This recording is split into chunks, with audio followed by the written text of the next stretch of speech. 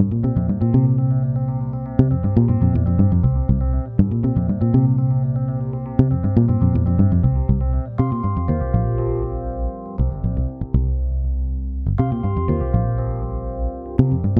então bom dia a todos. Eu vim conversar hoje então com vocês sobre terapia cognitivo-comportamental e as adaptações que a gente pode fazer na prática, né, em relação às crenças religiosas e espirituais dos pacientes. Então, só para situar vocês assim rapidamente na introdução, que eu sei que o foco aqui ele é mais prático, né? Então, na literatura já existe então um reconhecimento dessa necessidade da gente abordar na prática clínica a religiosidade e a espiritualidade dos pacientes. Vocês vão ver aqui palestras falando sobre como coletar essa história espiritual religiosa, e isso deveria ser feito de uma forma mais ampla, né? Não só com os terapeutas que têm esse interesse ou em pacientes que demonstram esse interesse. Hoje em dia existem já diversas meta-análises mostrando que os protocolos adaptados, eles, quando disser adaptado, é adaptado à crença e espiritualidade, tá? Eles são tão ou mais eficazes do que os protocolos padrões, principalmente em pacientes, né? O mais eficaz em geral é o paciente que tem essa crença. E esse efeito, ele parece ser independente da crença do terapeuta. Quer dizer que, mesmo que eu não compartilhe da crença do paciente, ou mesmo que eu realmente nem tenha alguma crença, eu posso sim ajudar o paciente. Tem até um estudo que eu cito aqui embaixo, em que eles acharam que os terapeutas que não tinham uma crença tinham uma maior eficácia do que aqueles que tinham uma crença. Não sei se é verdade, é um estudo, mas pelo menos nos demonstra que aqueles terapeutas que não têm uma crença também podem ajudar os pacientes. E também é importante porque muitas vezes os pacientes trazem conflitos associados à religiosidade e à espiritualidade para a gente. Muitas vezes essas são questões que os pacientes usam para lidar com os estressores do dia a dia. Muitas vezes eles também têm um sofrimento envolvendo alguma crença espiritual, religiosa. Então é importante sim a gente abordar, ainda mais no país onde a gente sabe que 90-95% da população tem uma crença, né? E também os estudos mostram que os pacientes querem que a gente aborde isso não só na prática clínica geral, né, inclusive na prática médica em geral, mas também na prática de saúde mental e psicoterápica. Então a maioria dos pacientes desejam isso. E, assim como em outros estudos de psicoterapia, a psicoterapia mais estudada, adaptada, é a terapia cognitivo-comportamental, então que é o que hoje eu vou trazer para vocês. Que, como eu falei antes, existem já algumas meta-análises mostrando, sim, que ela é eficaz. Então, só rapidamente, assim, não vou encher vocês com isso aqui, mas é só para vocês entenderem de onde eu tirei as técnicas, tá? Então, eu acabei fazendo uma revisão, eu peguei 3 meta-análises que incluíam estudos até janeiro de 2014.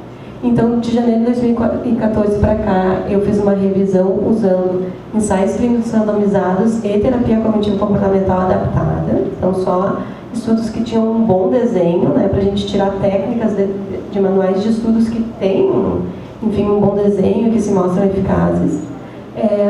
Eu acabei fazendo uma revisão então, no PubMed, no Medline, no Embase, no PsycInfo e na Cochrane.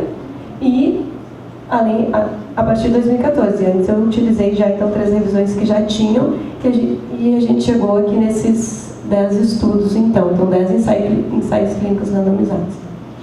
Só rapidamente para vocês conhecerem de onde eu estou tirando então essas técnicas, né? A maioria dos estudos vão abordar depressão, ou menos aqui ansiedade, mas estão basicamente depressão e ansiedade.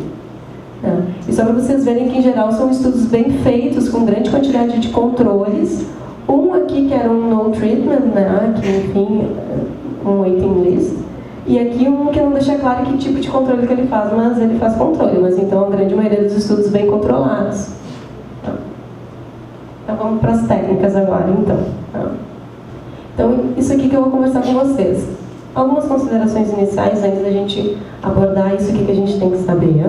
Né? Como é que desde a avaliação a gente já pode fazer uma avaliação adaptada, né? Até as sessões iniciais, estratégias motivacionais, intervenções comportamentais e as intervenções cognitivas adaptadas. Então, extraindo desses 10 estudos, alguns vão contemplar mais uma parte, outros outra parte, mas a gente consegue, desde o início, lá da avaliação, até o fim da psicoterapia, adaptar então as crenças do paciente.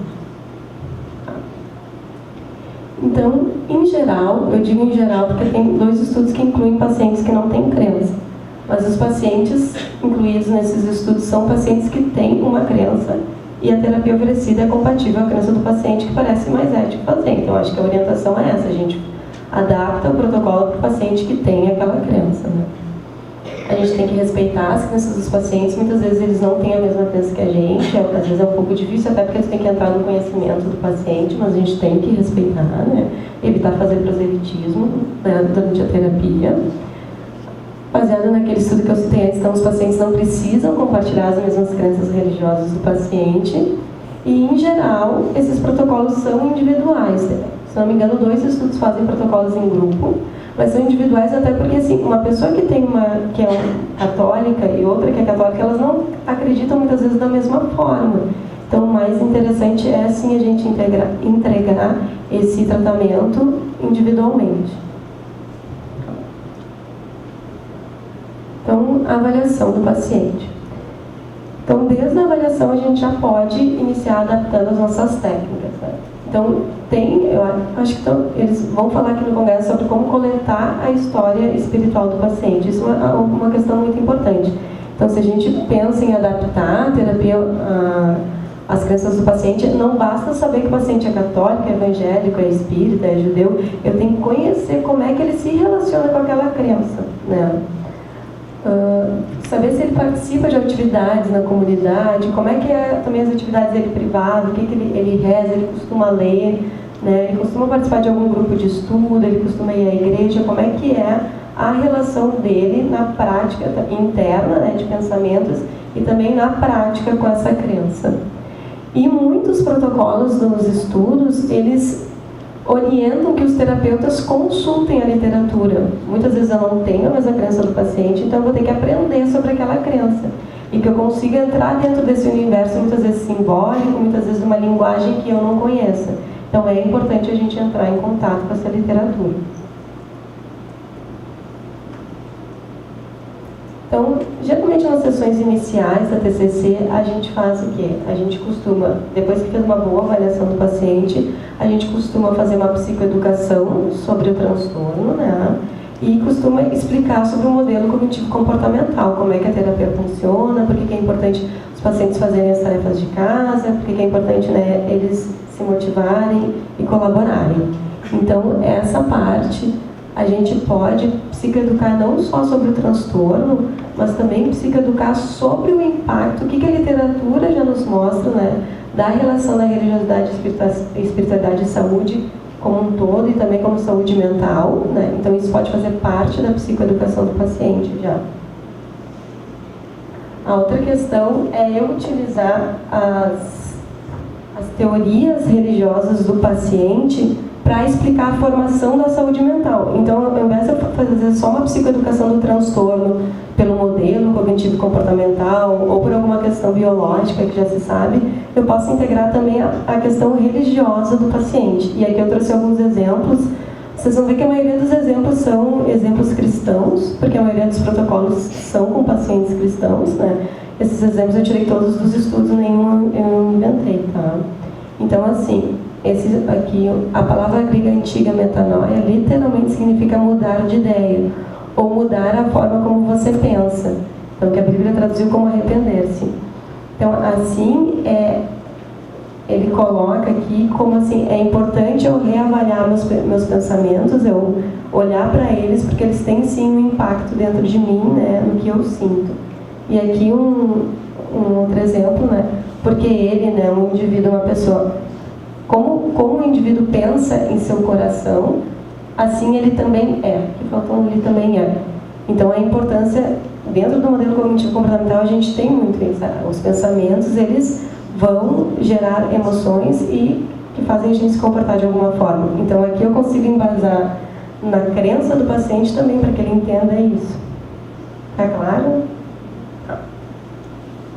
E também explicar o raciocínio terapêutico, né? Também nessa questão cognitivo-comportamental. Me procure, ó Deus, e conheça meu coração. Experimente-me e conheça meus pensamentos.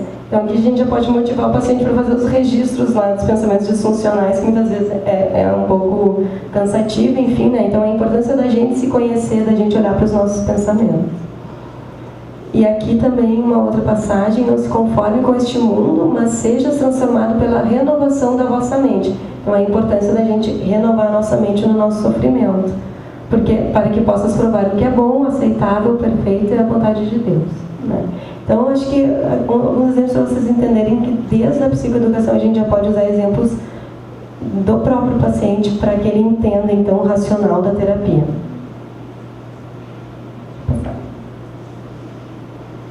Também, né, a gente pode usar a crença do paciente para motivá-lo ao tratamento. Muitas vezes pacientes, né, que deprimidos, às vezes com uma questão de alergia, agonia, extremamente desmotivados, ou às vezes pacientes com ansiedade social que têm dificuldade, às vezes, de fazer, né, então, as exposições, muitas vezes também pacientes com uso de substância, enfim, pacientes onde a gente sabe que as estratégias motivacionais são mais importantes.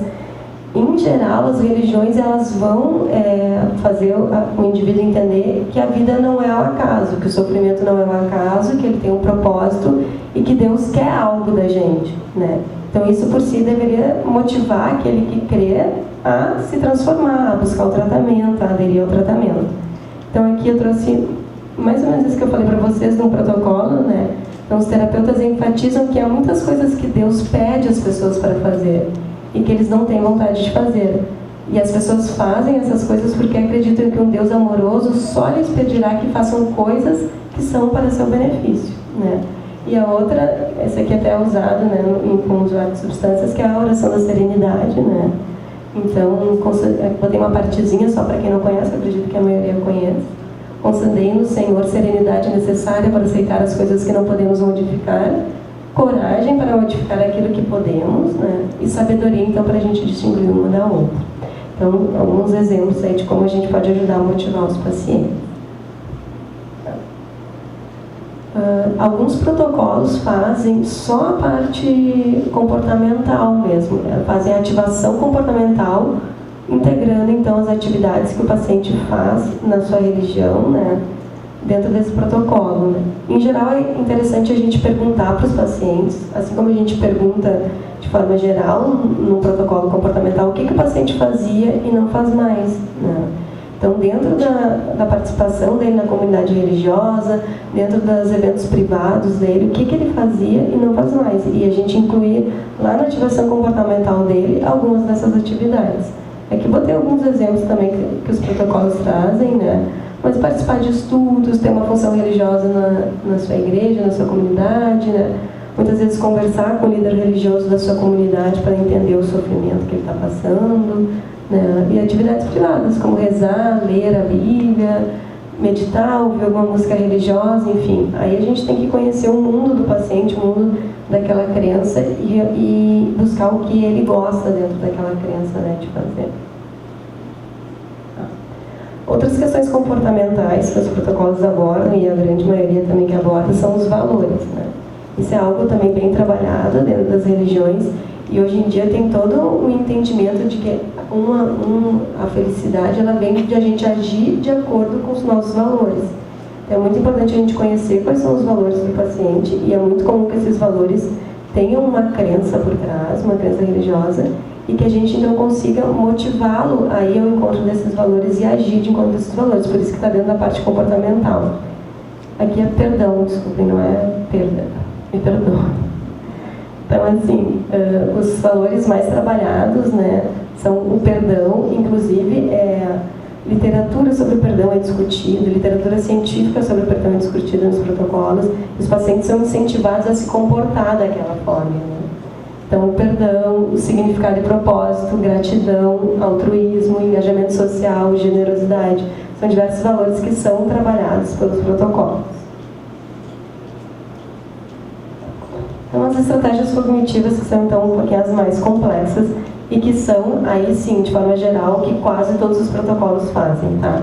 Então, o que são as estratégias cognitivas? São eu usar o racional da crença do paciente para, então, disputar as crenças disfuncionais dos pacientes. Então, eu vou trazer aqui um exemplo do estudo do Koenig, que, então, eles utilizam o ABCD do Albert Ellis, né? Em que o A são os eventos ativadores, o B as crenças que esses eventos me despertam, as consequências, e aqui no D, então, onde eu vou então questionar essas minhas crenças. Então, o mais comum é onde eu vou questionar essas minhas crenças disfuncionais, crenças não aí religiosas e espirituais, as crenças associadas à doença, né?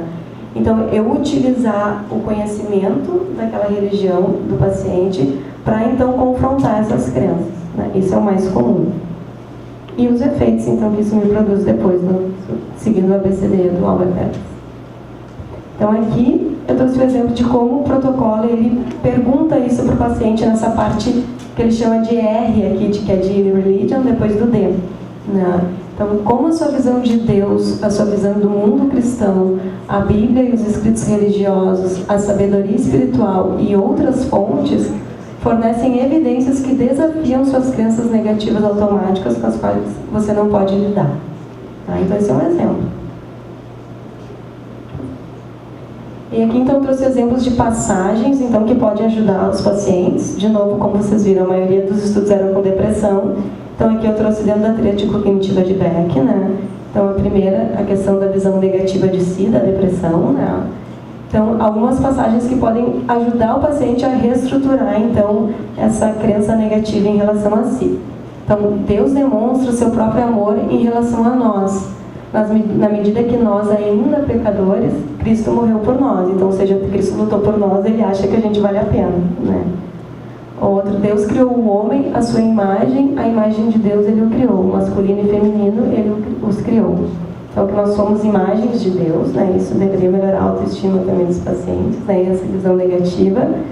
E o último exemplo que eu trouxe aqui é olha para os pássaros do ar, porque nem semeiam, nem colhem, nem juntam em celeiros. Ainda assim, seu Pai Celestial os alimenta. Você não tem maior valor do que eles. Então, a ideia é de que Deus ajuda, inclusive o pássaro, né, que voa, né? E por que ele não vai ajudar a gente? Por que a gente não vale a pena? Uma passagem, então, para ajudar na reestruturar a visão negativa do mundo, né?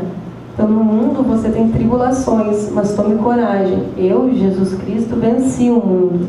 Essas coisas eu falei com você, para que em mim você tenha paz. Então, a ideia é que tem tribulações no mundo, mas também o mundo é um local onde vale a pena ser vivido. E a visão negativa do futuro, né? Ele apagará todas as lágrimas dos seus olhos. Então, Jesus vai apagar todas as lágrimas dos nossos olhos e não haverá mais morte, nem tristeza, nem choro, nem dor. Tudo isso foi para sempre. Acho que fica claro com essas passagens que os próprios estudos trazem, né?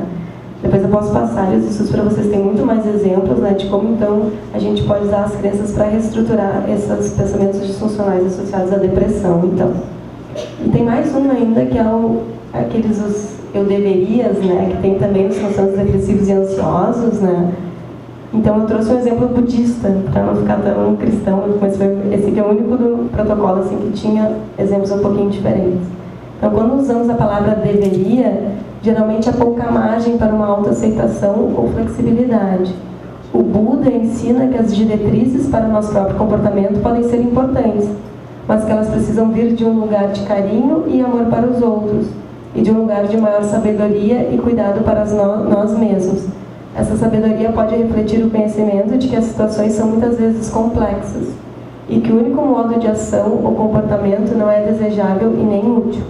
Né? Então, se prender a modos já padronizados de comportamento, que de acordo com o budismo eles têm muito uma questão do deixar ir, que não é resignação, assim, né? Mas é a questão da aceitação das coisas que a gente não pode mudar, né?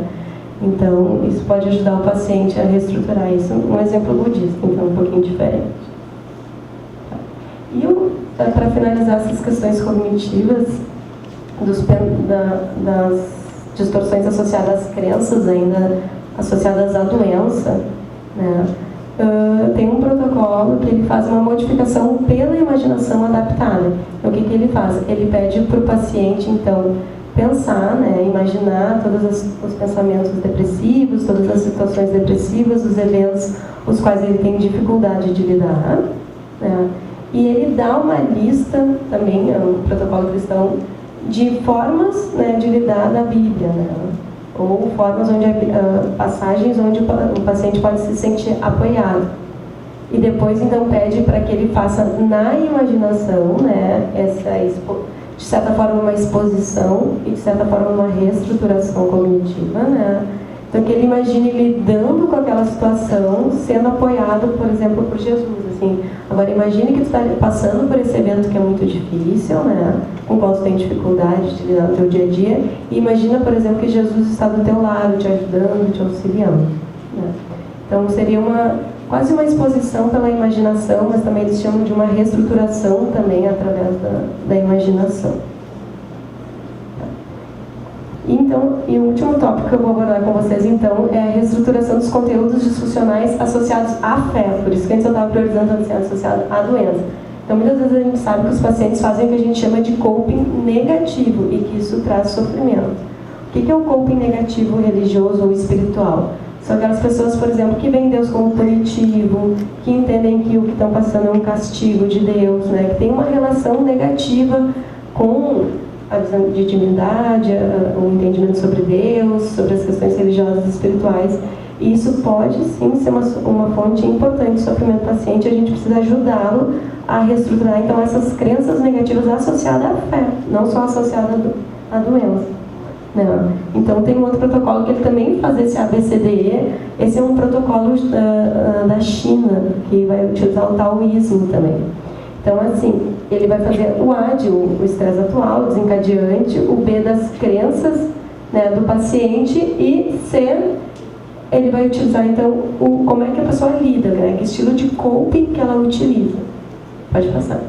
Aí, nesse aqui, ele é um pouquinho diferente, porque ele coloca várias formas como os chineses costumam lidar com o seu sofrimento. Né? Qual é a forma que a comunidade, em geral, costuma lidar com o seu sofrimento.